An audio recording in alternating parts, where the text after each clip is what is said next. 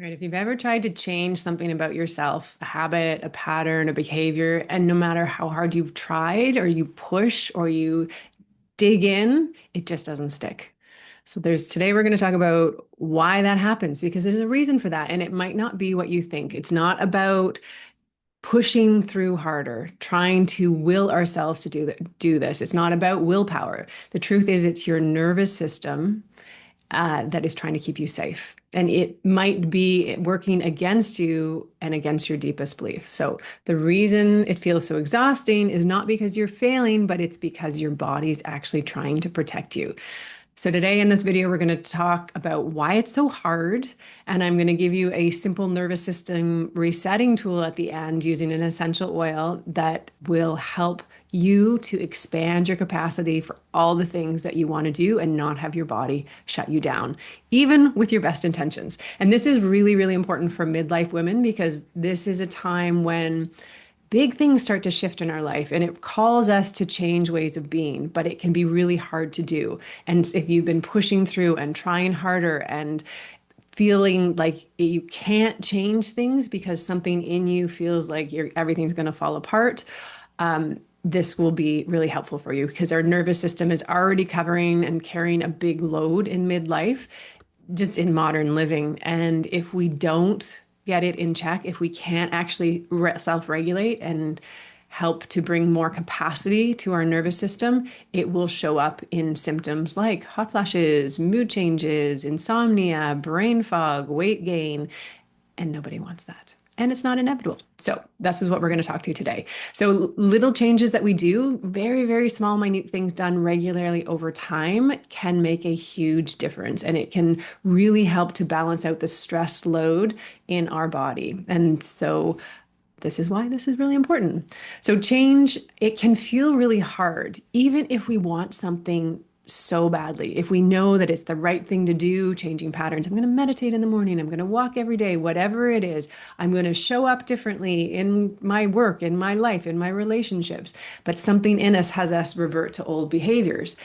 It can feel like it's working against us. Sometimes our nervous system, our ego will come in and rationalize why we shouldn't do it.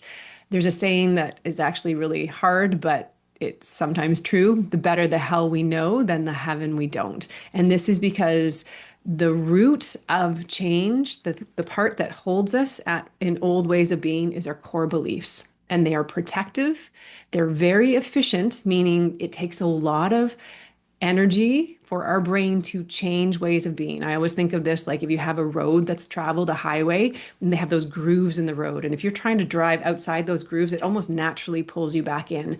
That's kind of what it's like for our brain. So our brain wants to do what it's always done because it doesn't take as much work. We know it, we can keep going. It's like autopilot.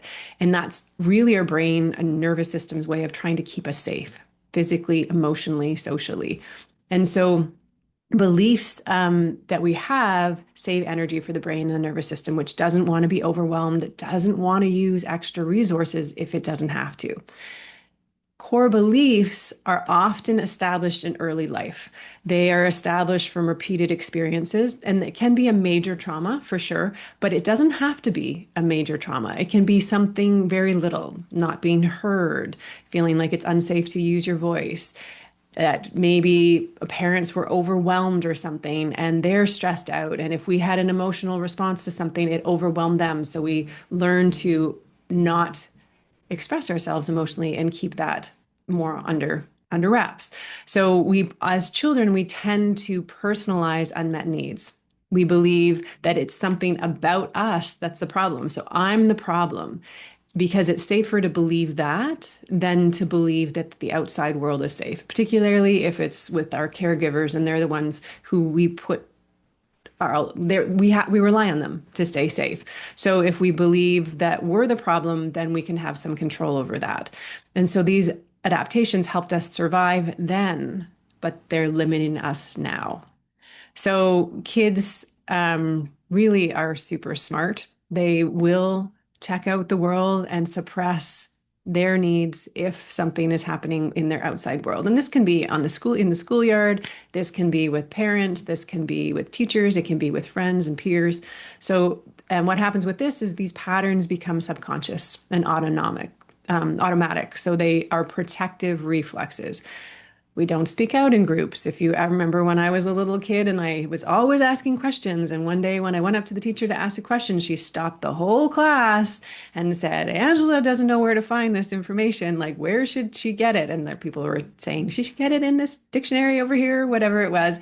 And inside I was like, I'm never going to ask a question again. And it took me a long time to start asking questions in public again. Such a simple thing. I know that the teacher there was no ill intent. She did not try to do this to shame me in any way. It was just, it was a teaching moment, but for me, it was just mortifying. So little things like that will cause us to unconsciously not do that action again because we don't feel safe with it. And so they're not just personal, they can be our personal ones. They're also shaped by societal norms as well. So patriarchy, body standards, hustle culture, whatever it is out in the world, racism, ageism, all those things can have an impact on our body and our nervous system as well. So these beliefs that we've formed are predictive. So the brain is constantly scanning for patterns, seeing, oh, this situation, this is how I respond, this will keep us safe. It's constantly doing that. So if we see evidence, well, actually, what is amazing that happens is we will see evidence that confirms our existing beliefs and reinforces them. That saying, we don't see things as they are, we see them as we are. That's why people who are eyewitnesses to an accident have different perspectives. It's like having an argument with a partner, and we both think we're right because we have a belief in or a system in which we see the world. They are just our system for seeing. And so unless we do something to disrupt them, to change them, that's going to color the way in which we see the world. So there's a lot. So unless we can shift our nervous system has a capacity. Unless we can expand our capacity for things, we're going to stay in the same place.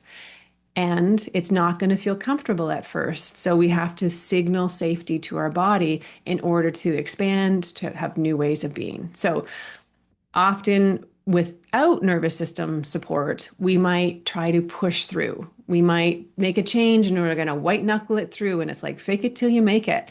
Cognitively, we know I'm safe. It's okay to speak up. It's okay to have do whatever the thing is that we want to do. But our nervous system feels that it's a stress in the body. It shows it or sees it as not safe. So then this stress load builds. And after we do that thing that we white knuckle our way through, we might crash. We might get a headache. We might need to numb out. We might go shopping. We might eat a food. We might do some sort of behavior to self-regulate in some way. So food, scrolling, substances, whatever it is. I remember one time I did something, and it was like speaking out in a group. And so I had some reaction that with my lens said, oh my God, I shouldn't have done that. I should have shamed myself. And as I left this event, I ended up in a store and I'm like, I just shopped my shame away. Like, wait a second, I don't even want this thing that I bought. Sort of woke up in a haze. And then I returned the thing. But just to recognize that was my way of trying to self-soothe. So we have these ways of numbing out or trying to protect. So the system will get overwhelmed if we try to push through because survival will always win. So knowing this doesn't mean you have to be stuck in the same ways of being. Change is totally possible, but it has to be done with your nervous system. Your core beliefs need to be tended to or honored with expanding your nervous system capacity and bringing the mind along with that. So, don't know if that's resonating. You can always let me know if it is. So I'm going to give you a really simple nervous system resetting tool. I have a ton of them with my channel. So if you like this kind of thing, subscribe. I'm always doing little things that you can do to bring this capacity, expand this capacity of your nervous system. One of the ones that is a primary one is through our sense of smell. So this is the first cranial nerve our sense of smell. This is the only nerve that's exposed to the outside. And we're going to use an essential oil. Doesn't matter. It doesn't even have to be an essential oil. It could be something that has a smell to it. And what we're going to do First, it's what's amazing to, or what's really important to do is to check where your current state or body armoring is. So we can do this a few ways. One way is to just check the rotation of your neck. So if you're sitting, you want to sit in the same position, have your feet and hips square and your shoulders square, and you're just going to turn your neck. See how far your gaze goes to one side, turn it to the other, note where it goes, note how your neck feels. And then you're going to test it after you do the nervous system drill as well. And then we'll see, has it expanded? And I just really want to note with this, with the nervous system, every body is different. Your body, your experience is different. So sometimes you might need to do a nervous system resetting tool a little longer, or sometimes you might need to do it a little bit shorter. So it's important you listen to your body. More isn't better, and everyone's not going to be the same. So once you have a sense of what's good for you, you can put that in your nervous system resetting toolbox and you can pull it along. You can do it in times when you're stressed. You can also pull on these when you're expanding your capacity for good.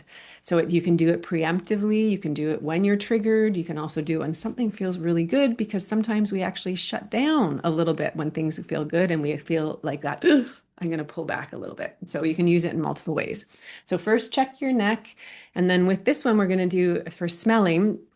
With this, you're going to plug one nostril, and then you're going to ideally hold this smelly thing, and you're going to breathe in from that one nostril and just tap along the side of your nose. We're going to do just for this about 3 or 4 breaths.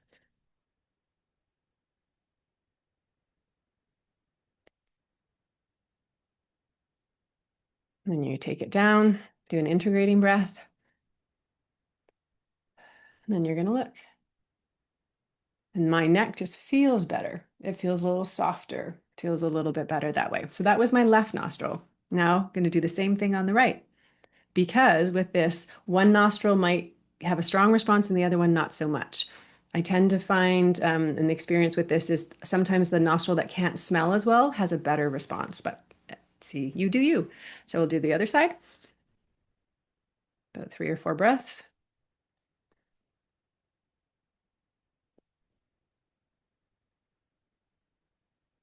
And then an integrating breath.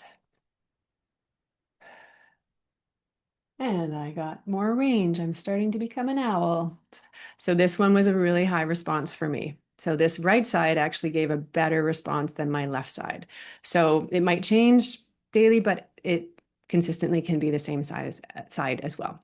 So there you go. So if you're interested in this kind of work, I love bridging science and soul, how to understand our bodies to really live the life that you're envisioning, the life that you want to, and feel good in the process. So there's no reason, particularly for midwife women, you are my primary audience. This is who I do this work for, because it's a huge transition phase and you do not have to suffer during this stage. So the more you understand your body, the more you have these little tools that you can use, the better you're going to feel and the more you're going to thrive.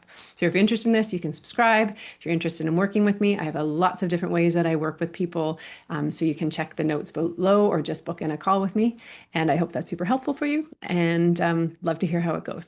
Have a great day or evening. I will see you next time.